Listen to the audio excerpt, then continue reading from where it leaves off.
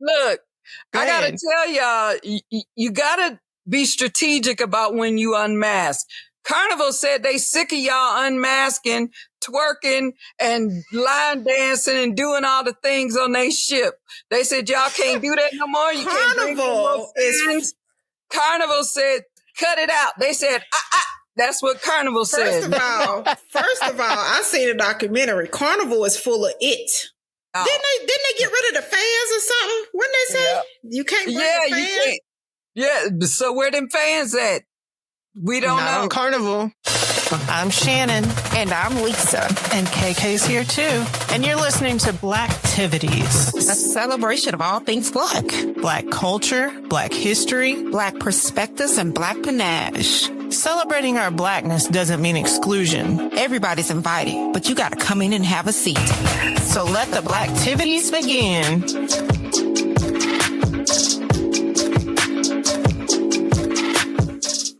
Hey, Blacktivities fam. I'm Shannon, a third of this team. I also got my girls, Lisa and KK. And today we're talking about something that I know every person of color probably experiences. And it's that mask that we have to kind of keep handy for when we're in mixed company. Mm-hmm. Even doing this show, like, I feel like I have to live like a double life. Because to me, I'm just talking about like my lived cultural experiences and how things affect my community. But people think that what we talk about is controversial. It seems like basically anything Black is deemed controversial in like the larger society. And that's irritating to me because it's like everybody else can talk about their stuff. Like our stuff doesn't matter. Like it just bugs me. Right. Before we get to that, let's talk some big facts. So when we talk, you ain't did the voice in a while. I'm sorry, but I'll let you go ahead. But I just feel some type of way because it's been several episodes and you ain't did the voice in a while. You could go ahead. You ain't got to do it all because I said it. But no, Go ahead, do you. But I just want to acknowledge that next season I need that. That's all. That's it. I'm pretty sure. Yeah. You need the voice back. Do it. Yeah, don't do it now. I don't need no pity. You know what I mean? I like the voice. I vote for the voice. Right. Even though I know that you've added music, I like the music too, but I also like the voice. Yeah. So I'm for both. Don't worry about it right now. Don't be trying to do nothing now. Go on and do you. I'm trying to find it. Is this the right one? Big facts. There we go. Hey, like I'm at the Mardi Gras. When we talk about a mask, obviously we're not talking about a literal one, but a psychological one that separates our inner selves from how we have to present ourselves to survive. W.E.B. Du Bois called this double consciousness, that feeling of always looking at oneself through the eyes of a society that questions your worth, asking, how does it feel to be a problem? This wasn't just poetic language. It described our daily struggle of being Black, but not really being allowed to show up as our authentic selves. Over a century ago, Paul Laurence Dunbar captured this perfectly in his poem, We Wear the Mask. He wrote of a smile that grins and lies. During slavery and segregation, showing authentic feelings could be dangerous, so we hid our sorrow and anger. We had to perform. We had to be polite, have humility, fake joy and contentment. This mask didn't end with Jim Crow. Today, nearly half of Black college graduates say they still got a code switch, change how they speak, act, or express themselves, particularly at their jobs where their very identity might be seen as unprofessional or even threatening. Research confirms that Black employees are 3 times as likely as their white counterparts to adopt this mask at work, and nearly half see it as a necessity. But the mask is more than shifting speech. It's learning to suppress emotions, especially around prejudice and discrimination. Black Americans often hold back their honest reactions because they know that to express them might feed harmful stereotypes or have consequences. This is especially true for Black women who face unique pressures to self-silence, so they're not perceived as being angry or loud. Yet studies reveal that this constant self-policing increases their psychological distress and impacts their physical health. And sometimes it be your own people. Though we had good intentions and we're trying to challenge racist tropes and caricatures, we sometimes advise each other to dress a certain way or tone down aspects of our culture to be safe, accepted, or promoted. So here we are in the present, carrying the weight of centuries. The mask has adapted. It may look like a smile in a meeting, a change in inflection on a phone call, or like silence in the face of microaggressions, but it's heavy and it's exhausting. And that's big facts. I was told one time this job that I had, because I do like to be myself when I'm at work. But I was told one time that they love my telephone voice and my ability of switching up because it was very professional. How do you not take that personal? Like, I understand, like your regular voice is not professional. Yeah, it's not professional, which I understand. I feel you. But I do understand the tone down, because when we're in a position to where we do tone it down, then that's when they pay attention to us and they be like, hey, what's going on? I like this you, like this new you. Like, what's going on? Bitch, I'm toning it down. So I can, get somewhere. I can't be myself. And of course, I'm not saying bitch at work, but I'm just saying, like, I can relate to having to code switch at work. And once I did figure out how I could still be my true self and let them know that this is what you're getting, I know how to be me and be professional. You just need to accept that. Like, this is me. This is how it is. Yeah. So. Well, professionalism in and of itself is based out of white supremacy. So the whole concept of it comes from that. So it is not our culture, but it is that which has been created by, the dominant culture. And so because of that, it's rooted in those behaviors, those mannerisms, those ways, those conversations, which can directly contradict what we are. So that's what it's rooted in. And so within the realm of professionalism, like, we know how to be professional. I think what we add to the professional realm is, just like anything else, an element of warmth. So it is you being professional, but also being able to be that person. And I imagine, because I'm not at your job, but I imagine at work you make a lot of friends. I imagine at work a lot of people come directly to you who have worked with you because they had such a good experience. And that's because of your warmth, your energy, and professionalism has a tendency to be more stoic, and that's what you're not. And so let me sit up. Hold on. Let me sit up. Say it, KK. Tell them. I'm just saying, professionalism requires an amount of stoicism. Mm-hmm. And so because of that, when you bring warmth into an environment that is not necessarily warm, because you're in an environment where there could be some fear, there could be some trepidation, there can be a lot of different things. But then I walk in and I'm nervous, right? I'm nervous. But hey, I remember her, and I remember how she made me feel with her kindness, her energy, her attention.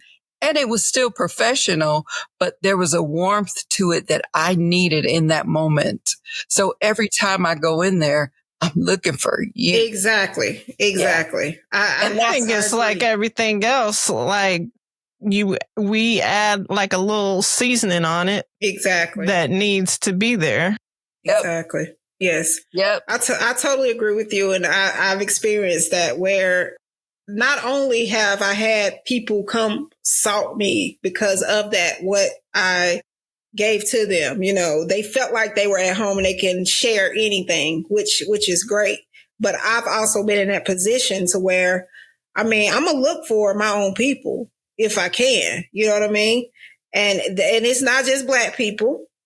White people do it with white people. They look for their own people. Hispanic people do it. They look for their own people. So that's not just us. That's all. We're tribal. Yeah. Yeah. So why not? I don't think it's a bad thing that you're going to look for somebody that you feel like can relate to or you feel comfortable. So that's why diversity is so important too. This is true. Right. Because I'm looking for somebody that can relate to my issue. Exactly. We had conversations, and this is the beauty of diversity, equity, and inclusion. When you people that somebody, I know I shouldn't say that word or use the acronym that's related, right? But when you have people, like we were having conversations with our provider, and they would put it was for mental health, and they would put the person's name on there and their phone number, but there was no picture. There was nothing about the person. So if you're part of a certain group, let's say, you know, you're a person who belongs to a LGBTQ community. Well, you may want to have a therapist or something who can relate to whatever it is you're there for. If you're Latinx, you probably want to relate to somebody who understands what you go through. Same thing with Black people. I mean, you want that relatability. And so that you don't have to wear the mask in that moment. Yeah. You know what I mean? I don't want to have a therapist or somebody and I have to wear a mask because I wear it every day. And I find that, and I've said it in certain public forums when I was speaking, that there are those who have the ability to cry. And the mask that Black women wear is we don't have time to cry. We're so busy. We don't have time to cry. We have no fragility at all. We can't rest in our femininity, a lot of us. And so you wind up just being this person who's constantly moving, but without the ability to shed tears. And when we do get a chance, it's in the shower. Yeah. In the car. 15, 20 minutes. It's in the car. Yeah. It's never just an opportunity to fully let it go. And I believe that's part of the mask. And we do it and we show up, we wipe those tears and we keep going. Right. Literally. This is true. I literally have been in the car crying on my way to work, pulled in the parking lot, did like this, got my face together, walked in with a smile. I'm sorry. I'm known for that. I'm known for that at my employer. How in the morning, I'm just like, because I'm not a morning person like that. But as soon as, you know, open for business, hey, how are you? How was your weekend? Like, I got it down, baby. Because when it comes to these bills and these coins, we got to put it on. Gotta get it out there like salsa dances. Like, hey, we got these bills got to be paid. We ain't got time for all that extra stuff. Let me tell you something, KK. What you just said right there. You hit the nail on the head. That was perfect. That gives a great example. That gives a great example of, you know, the things that we do experience. And it's just like, how can we come up with a way to where we can be our true selves and be accepted? Like, is it even possible? I don't know. I think it depends on what you're referencing. I'm sorry, Shannon. Go ahead. No, I mean, I don't know. I find it like after being around people for a while, it's like I start to let a little bit more of it out. The same way. But I don't know if like 100% it could be that way. Right. And I always wonder, like, what would it be like to work for a Black-owned company or something where basically everybody is Black and you're just in Blackness every day, able to be. Is it wrong for me to say that I feel like it would be harder because we're not on that level by us being Black people? So it'll be harder for us to, how can I say this properly? We don't have the same resources.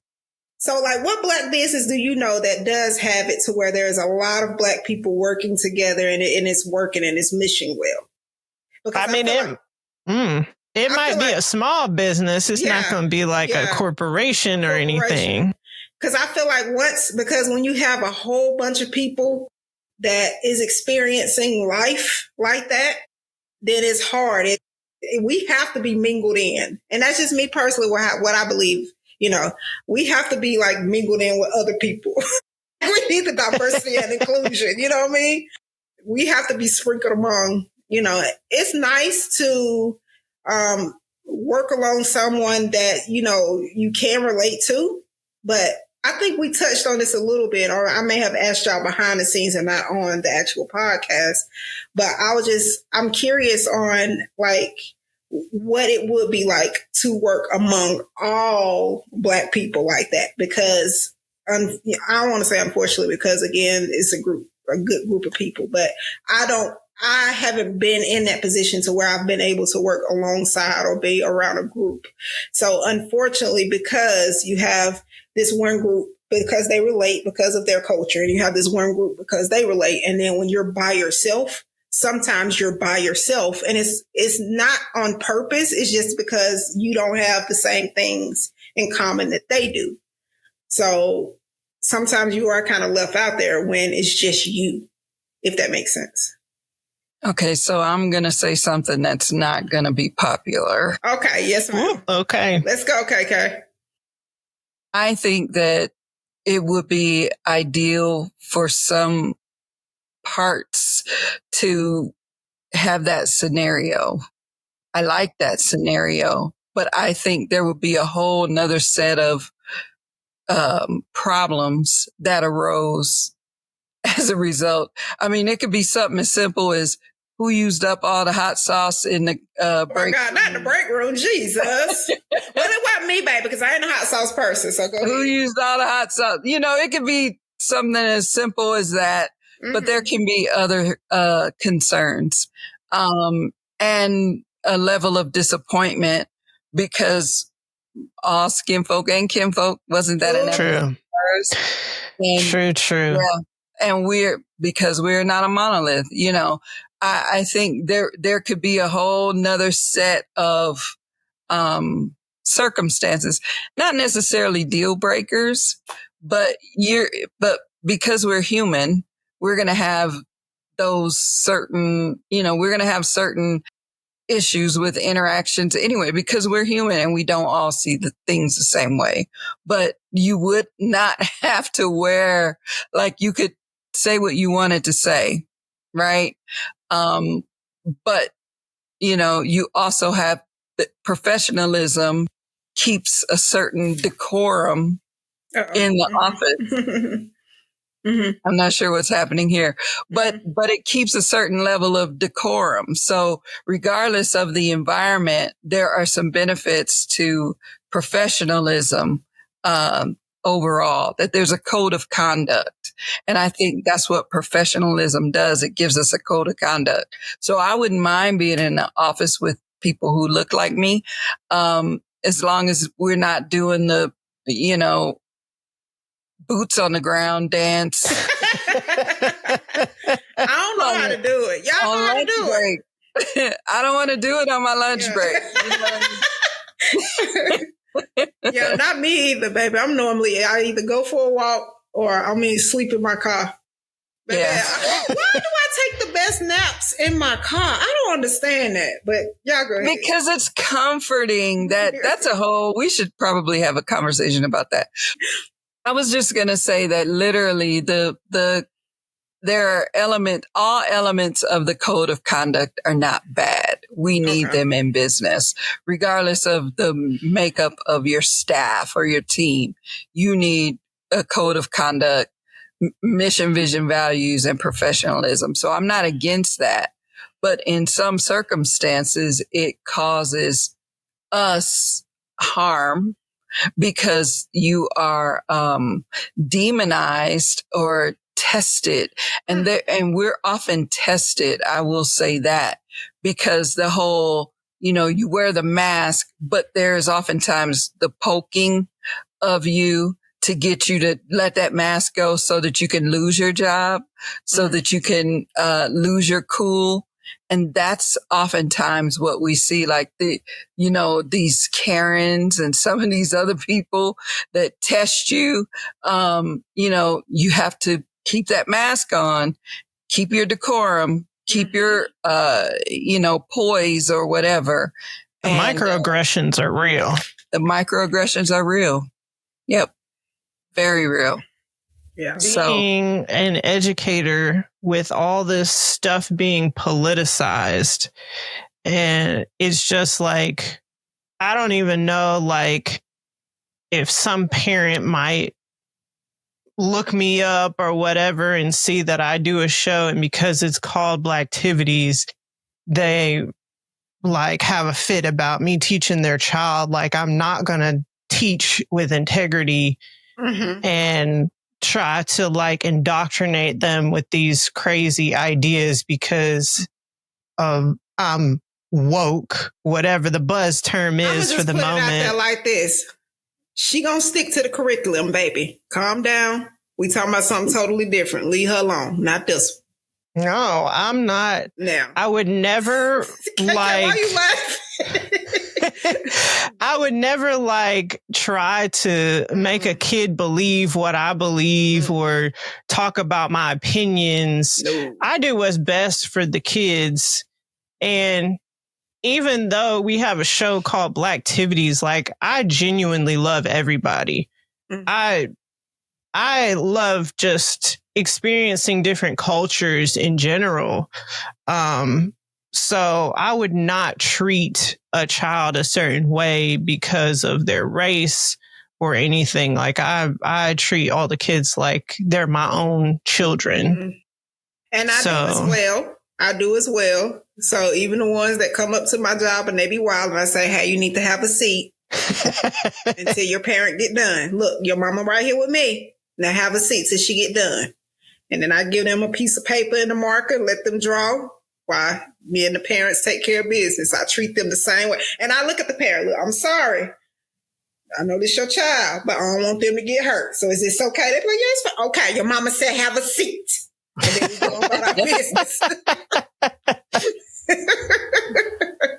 But with what you said, it's crazy that it has to even be justified or seen as. But unfortunately, the way the world is, it sucks. We have to be this way.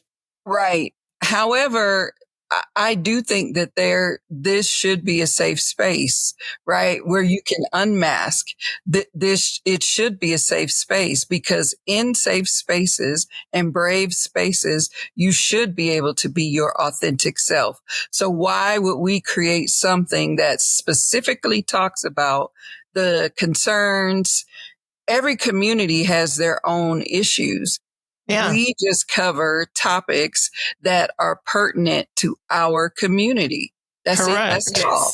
And there's nothing, if other people can't relate, that's on them. But we should be able to talk about whatever is pertinent to that community. If women want to get together and talk about, their cycle, perimenopause, if they want to talk about all the things, skincare,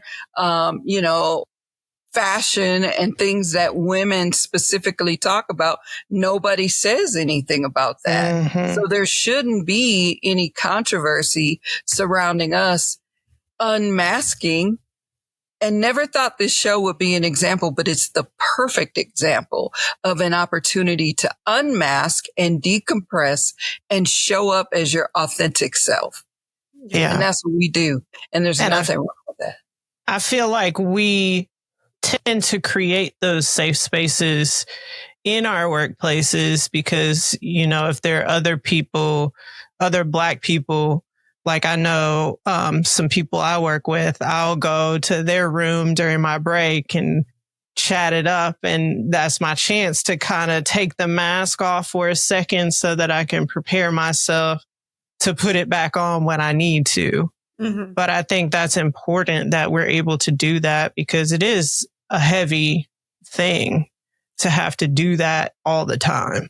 Right.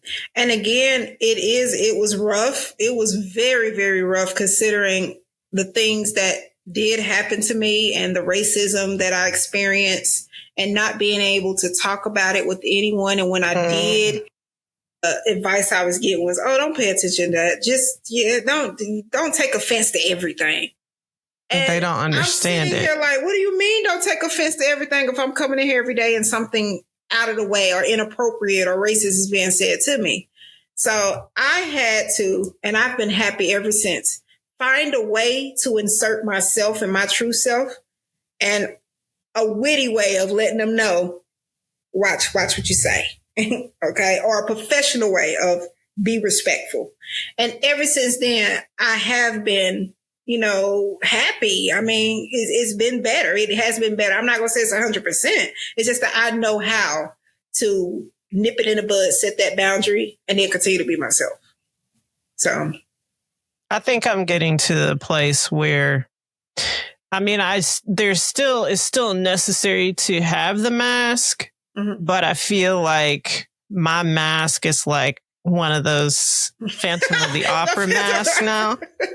Yeah. I have get some shirts made with that, Shay. I'm just at the point where, to a certain extent, I don't care as much. That's how I'm going to show up to the Christmas party. But I do know that there are real consequences for some people if they don't wear that mask. So Right. I mean, I guess it all depends on exactly like the actual people that you're working with. The ones that do accept you for who you are and then the ones that don't. Like, what do we do? Is that a place where, especially in the workplace, do we stay where we at? Or look at KK. Do we stay where we at and try to set that boundary? Or do we deuce, go somewhere else? That's not the place for me. Okay. So that's how I feel about it now. That's not the place for me. Yeah. Okay. This right here is a perfect example of the need for DEI in the workplace. Excuse me? Yeah. So think about it. I know I said the forbidden word. That is impossible. You're too woke, KK. I know. I just need to cut it out. This is the perfect example. See, a lot of people that were talking about it was so worried about quotas. But this conversation right here, what you just said was powerful. If there are people in my job, no matter what color, and they know me and we know each other and we're connecting, right? That is what employers were asking for with DEI. They were saying, how many people do we have that are like this? This group here, this group here, this group here. And now let's give them all an opportunity to get together to talk about how to make this a better place. How do we incorporate the connecting of everybody in this workplace? That way people can show up. People find out that they have more in common than not. People find out, oh my goodness, that's the neighborhood you live in. I live 6 blocks away. That's was the whole purpose of it, of making whatever workplace a better environment. That's what it was all about, connecting. And again, whether you were Chicano, Black, LGBT, whatever it was, it could have been, we had a white woman. Yeah, white women. We had one of our best groups was a white women's group. And they were focused really on how to become better human beings. That was their focal point. And, there's still, that group still exists to this day. But that was the whole point, because you could meet in silos, but then all get together. And that's when they find out how witty, Lisa is. And that's when they find out how, Shannon don't talk too much, but when she got something to say, she'll sneak a little. She will say it. She will say it. Real subtle. It'll be real You be like, low key. You'll clutch her from like, okay, Shay. Yes. Yes. Hey. Yes. Yeah. And that's the space. That's a safe and brave space for all of those different types of people to show up. Right. But everybody kept screaming about quotas and they're doing this and oh my God, there's preference. And that's not even what it was designed. Right. Right. That is one of the things that I love about where I work. Like pretty much everybody is represented from every group you can think of. Mm-hmm. Right. We got Spanish speakers. We got Korean speakers. We have Chinese speakers. Like the kids are very diverse at the school that I work. That's amazing. And the employees are also very diverse. And so like we actually have a Korean parents PTO. Wow. And they do a Korean lunch for us every year. So we get to experience that. We have a lot of Indian ladies who work there, and they do like a Diwali luncheon for us and cook the food. So it's just like, I love being a part of all those different cultures and experiencing that. Unfortunately, I mean, with my job, we do have different networks and clubs that you can join. And I have to say, when there was that period where I felt like I was by myself, I did join the African American Network, and they have different type of events. I mean, every month there was some type of event. And what I would do is I would have to drive the weekend events. I would only have to do those. And I would drive to Atlanta and participate in these. And I have to tell you, that was the best time, being among people like myself in the same position and being able to bond over that, knowing that, okay, they also travel. And we would do like the Pride Parade. My job would have a float in the little parade. They driving through Atlanta. They had the Black History things that was going on. They would meet up, and have dinner a certain weeknights. So if I knew that I could get the next day off, or I kind of figure it out, I would kind of join, and I was able to go and sit down with like people like myself. Now, keep in mind, again, the groups, the networks that they have, they're open to everybody. So, of course, they have the women's group, and the women's group can meet, and there will be some men, team members or employees that will come as well. So I think that it is good when a job is great, when your employer do have opportunities to where you can have outlets. Cause that saved me. That was a big break. And then also too, I was able to take my kids along to some of the special events, and hey, we had a blast, a blast. And that's how oftentimes, oftentimes I feel like we are used to being like one of the only ones in the room, but it's like if you take that and you flip it, I feel like it's not as common for people of other races to be like the only one mixed in with us. Mm-hmm. So it's like, I feel like a lot of them are nervous to do that, but we can be more comfortable in those spaces. Yeah. And be allowed to unmask in those spaces. And it's interesting because we gather often around food, and eating is a social function. Mm-hmm. So if you think about how we ate in the past, the whole family's at the table. Right. The whole family. And when my bonus kids would come down on the weekends, it was like, yeah, you got, 2 or 3 days here. But during one of those days, we're going to sit down and eat as a family. Eating is a social function. Mm-hmm. And that's how we really got to know the kids and what was going on in their lives. It's a must do. And so when you have that in the work environment and you have the Indian food and you have the Korean food and you have the different things. Lisa, you talked about events and going there and meeting the children. Children are all unmasked. They're not masking. Children are not, they don't care. They're running around having a good time. And so, but it allows you to unmask and see people in a different state than you do Monday through Friday. So that is creating a safe space. That is doing the things that we need to do. And so I do advise people, if you have an organization that despite, whatever's happening, they're still intent on bringing people together, I say support it. I say become part of it. If it suits you, it doesn't work for everybody. And for those who say it's a job, I'm going home. I see you. I hear you, and I ain't disagreeing.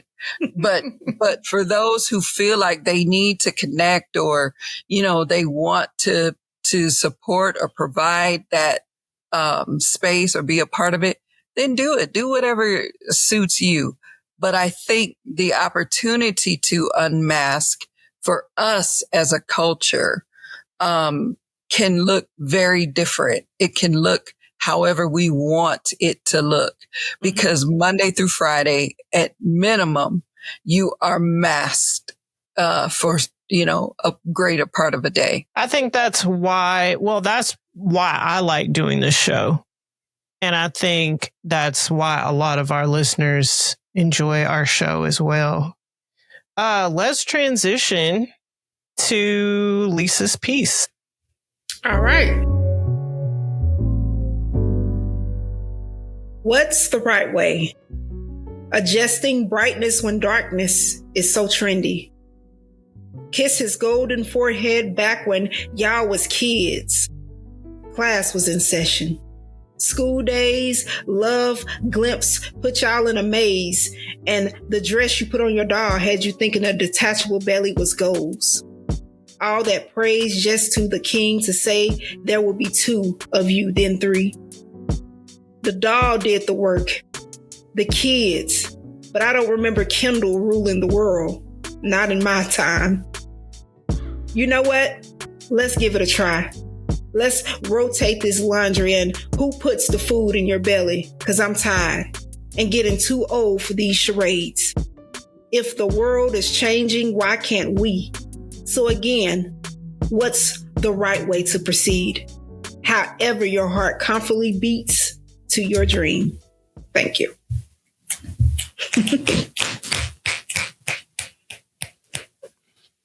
All right. So whoever wants to start, what is your call to action for the culture? I want to hear KK's. I'm sorry. My call to action to the culture is to find those moments that you can fully unmask, whatever that looks like for you. For some, it will just be in the shower. It will just be in the car for a while, for a season. And then for others, it will look different. So whether it's connecting with others and unmasking in their presence, whether it's just finding your tribe and unmasking with them over brunch and maybe some mimosas, go ahead and unmask, whatever that looks like. But I think we need to be intentional about finding those moments where we can exist unmasked. Mm-hmm. I have to share. It's a moment of transparency. And y'all know me. I'm the crybaby of the group, guys. I wear it well.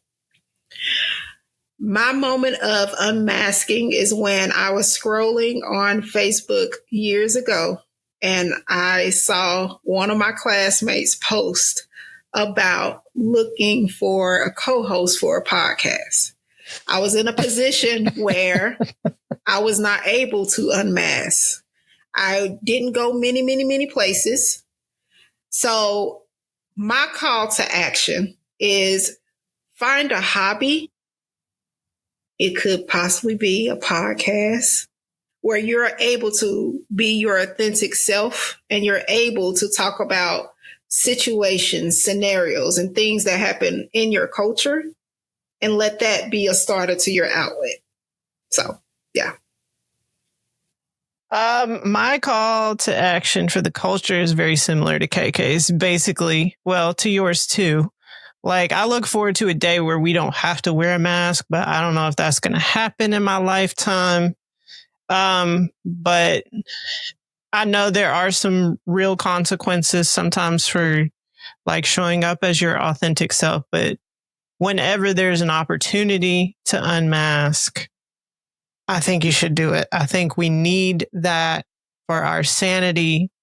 And I also think that like when we do unmask and we're able to give people part of our authentic self, I feel like God created you to be who you are because he made you unique. And I think everybody benefits from your presence and you just showing up as who you were created to be. Also, our experiences matter too. So I feel like we need to keep telling people about our experiences, regardless of how much they want to shut us up and tell us we're being controversial and whatever. I'm also calling the culture to unmask with us. If you enjoyed this episode, click the plus in Apple Podcast or the subscribe button in YouTube to make sure that you're getting these episodes. We also love to hear what you love about the show. Let us know it in the comments. We also appreciate every 5-star review that you give us. So if that's how you're feeling, go ahead and drop us something. Until we meet again. Oh, go ahead, KK. Look, Go I got ahead. to tell y'all, you got to be strategic about when you unmask. Carnival said they sick of y'all unmasking, twerking, and line dancing and doing all the things on their ship. They said y'all can't do that no more. You can't bring no more friends. Carnival said cut it out. They said that's what Carnival said. First of all, I seen a documentary. Carnival is full of it. I can't bring myself to watch that. Carnival said y'all a little too free. That's what Carnival said. Carnival y'all getting too loose together. When you get your it together, then we'll talk about it. Well, Carnival put some restrictions on some of y'all. Didn't they get rid of the fans or something? What did they say? You can't bring the fans? You can't. Yeah, so where them fans at? We don't know. Not on Carnival. Not on Carnival. Hey, Rob, baby, let me tell you something. Said, don't bring it over here. You let me tell you unmask over here. If I pay that much where everything's unlimited, I'm talking about if I put the drink package on there, don't you worry about what I'm doing. Okay? When you got my money, long as I'm being respectful, that's it. Okay? If I pay for a week with unlimited beverages, okay, and I get up at 8 o'clock in the morning, go eat my little breakfast, and I go get my beverage right behind it. Don't worry about it. So won't. Now. They said, put that fan away, Lisa. We don't care how much you pay. Put that fan away and stop twerking. Well, I ain't going to twerk, but I ain't going to be hot either. So now, we need to figure this out. All right. Until we meet again. King and queens keep doing big things.